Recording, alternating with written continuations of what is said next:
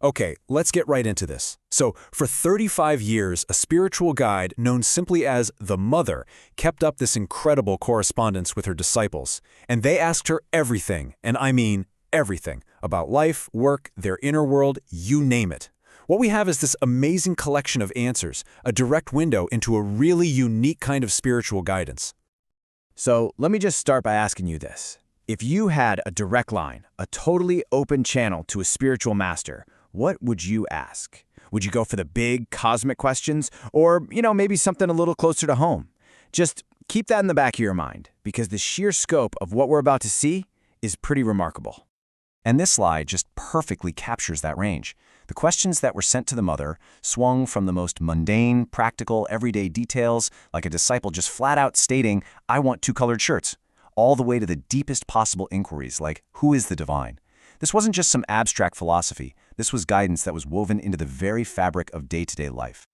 So first up, let's take a look at how this spiritual advice was actually applied to the simplest, most practical parts of life. We're going to see how even the smallest little conflicts or questions became these real opportunities for a much deeper lesson. Just think about that response to the disciple who wanted the two shirts. The Mother doesn't just, solve the shirt problem. She goes straight to the root of it. The issue wasn't the shirts at all. It was the demanding nature of this desire itself. She calls out the arguing and then asks this incredible question: by what right does a preference dare to impose itself? And here's another great example of that kind of subtlety. A disciple asks about taking extra vegetables. The answer? Yes, if they are given. What is not good is to ask. See the difference? It's a tiny little lesson in being receptive over being demanding. A small but really significant distinction between graciously accepting what comes your way and trying to impose your own wants on the world. And it wasn't just about human stuff either. After killing a scorpion, a disciple asks what it means, and the Mother interprets it as a premonitory dream, something that was seen in advance. It just goes to show how every single event, no matter how startling or seemingly random it was looked at as having some kind of potential inner meaning. Okay, so let's move on from the external stuff to the internal. We're going to shift now from daily chores and events to those universal struggles that, well, we all face inside our own heads. Things like depression, negative thoughts, and really difficult emotions. So a disciple writes in about feeling uneasy and depressed over their own faults. And the Mother's response is just incredibly reassuring. She basically says, yeah, of course you have imperfections. That's just part of the deal for now. But, and this is the crucial part, it is wrong to let these things depress you. The imperfection itself isn't the mistake. Letting it drag you down into depression is. So where do these negative feelings even come from? Well, the Mother introduces this fascinating concept she calls adverse suggestions. She describes them as these mental formations that are just kind of floating around in the atmosphere, almost like little thought viruses, waiting to latch onto a mind that's open to them. And here's the kicker. That nagging negative thought you're having, it might not even be yours to begin with. And when tough emotions like jealousy pop up, the advice is just radically practical. A disciple felt sad about their own jealousy, and the Mother's response was so direct. Feeling sad is of no use. She basically framed sadness as a total waste of energy that would be much better spent on actually transforming the jealousy itself.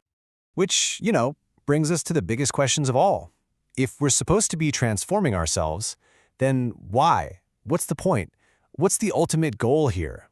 This section gets into the core philosophy that was really the foundation for all of this practical advice. Okay, here the Mother asks a question that is just as relevant today as it was back in 1935. Why do people run away from things like peace and happiness?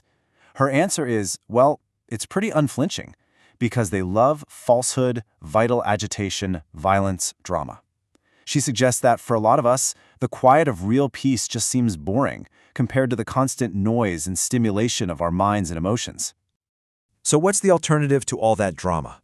Well, it's the path of the soul. The basic idea is this: your soul is a divine piece of a much greater whole, and it's here on earth for a specific reason. This life, right now, is our chance to purify ourselves, to progress, and to eventually reach a state of perfection where we can actually consciously choose our own destiny. All right, so if that's the big picture, what are the actual tools for the journey? This next section is all about the states of being and the forces that the Mother recommended for navigating all the challenges that life throws at you. A disciple asked the question that pretty much every spiritual seeker has asked at some point. How should I meditate? It's such a simple question, but man, it can get some really complicated answers. But the mother's reply was just stunningly simple. 3 steps. That's it. First, fix your mind on your aspiration. What is it you're truly seeking? Second, actively dismiss everything else that tries to butt in. And third, just listen. But not just with your ears. Listen in a total, deep silence of your mind, your emotions, your whole being. And this whole idea of silence, it wasn't just for quiet, peaceful times. Check out this handwritten note from October 28, 1962, right in the thick of the Sino-Indian War. She writes, "Silence, silence. It is only in silence that anything great can be done." So this wasn't about retreating from the world's problems. She was presenting it as the most powerful way to actually engage with them. Now, get ready for this one. This statement is, wow, it's a real shocker. When a disciple is crying out for justice, the mother's response is, "Fool, do not call for justice." Why? Because justice, in her book, means you get the strict, logical consequences of what you did. Instead, she offers something higher, divine grace, a force that can actually step in and lift you out of a situation in a way that simple cause and effect never could. Okay, let's bring all of this home now in our final section. After all these questions about shirts and scorpions and sadness and the purpose of the soul, what is the one single unifying lesson that all of life is trying to teach us? And here it is, right here, in her own handwriting. All that happens is to teach us one and the same lesson. Unless we get rid of our ego, there is no peace, either for ourselves or for the others. And without ego, the life becomes such a wonderful marvel. So, the bottom line is, every event, every person, every challenge is just a teacher, and the curriculum is always the same, overcoming the ego.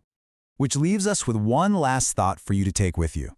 If every single experience is a lesson in getting past the ego, then what's one thing happening in your life, right now, a frustration, a challenge, a relationship, that if you look at it through this lens, could actually be your greatest teacher?